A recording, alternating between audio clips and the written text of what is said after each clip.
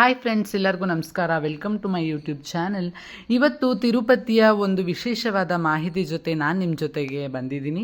ಆ ವಿಶೇಷವಾದ ಮಾಹಿತಿ ಏನು ಅನ್ನೋದನ್ನು ನಾನು ತಿಳಿಸ್ಕೊಡೋಕ್ಕಿಂತ ಮುಂಚೆ ನನ್ನ ಚಾನಲ್ನ ಯಾರ್ಯಾರು ನೋಡ್ತಾ ಇದ್ದೀರಾ ಅವರೆಲ್ಲ ಲೈಕ್, ಶೇರ್ ಮತ್ತು ಸಬ್ಸ್ಕ್ರೈಬ್ ಮಾಡೋದನ್ನು ಮರಿಬೇಡಿ ಅಂತ ಹೇಳ್ತಾ ಬನ್ನಿ ವಿಡಿಯೋ ಸ್ಟಾರ್ಟ್ ಮಾಡೋಣ.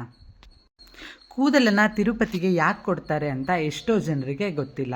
ಒಮ್ಮೆ ವಿಷ್ಣು ಹುತ್ತದಲ್ಲಿ ಕುಳಿತು ಧ್ಯಾನ ಮಾಡ್ತಾ ಇರಬೇಕಾದ್ರೆ ಒಂದು ಹಸು ದಿನಾನು ವಿಷ್ಣುಗೆ ಹಾಲನ್ನು ಚೆಲ್ಲಿ ಬಾಯಾರಿಕೆನ ನೀಗಿಸ್ತಾ ಇತ್ತು. ಇದನ್ನು ನೋಡಿದಂಥ ಹಸುವಿನ ಮಾಲೀಕ ಹಸು ಹಾಲನ್ನು ಹುತ್ತಕ್ಕೆ ಚೆಲ್ಲಿ ವ್ಯರ್ಥ ಮಾಡ್ತಾ ಇದೆ ಅಂತ ಕೋಪದಿಂದ ತನ್ನ ಕೈಯಲ್ಲಿದ್ದಂತಹ ಕೊಡಲಿಯನ್ನು ಹಸುವಿಗೆ ಎಸಿತಾನೆ. ಅದು ಹುತ್ತದಲ್ಲಿದ್ದ ವಿಷ್ಣುವಿನ ಹಣೆಗೆ ತಾಕಿ ಗಾಯ ಆಗತ್ತೆ.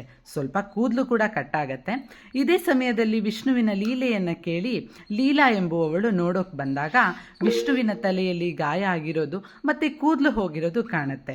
ಇದರಿಂದ ದುಃಖಗೊಂಡ ನೀಲಾ ತನ್ನ ಕೂದಲನ್ನು ಬೇರೆ ಸಮೇತ ಕಿತ್ತು ತನ್ನ ಭಕ್ತಿ ನಿಜವಾಗಿದ್ದರೆ ಈ ಕೂದಲು ಅಂಟುಕೊಳ್ಳಿ ಅಂತ ಬೇಡ್ಕೊಳ್ತಾಳೆ. ಮರುಕ್ಷಣನೇ ಕೂದಲು ಅಂಟ್ಕೊಳ್ಳುತ್ತೆ. ಈ ಕಾರಣದಿಂದಾನೇ ತಿರುಪತಿಗೆ ಸಾಕಷ್ಟು ಜನ ಮುಡಿಯನ್ನು ಕೊಡ್ತಾರೆ.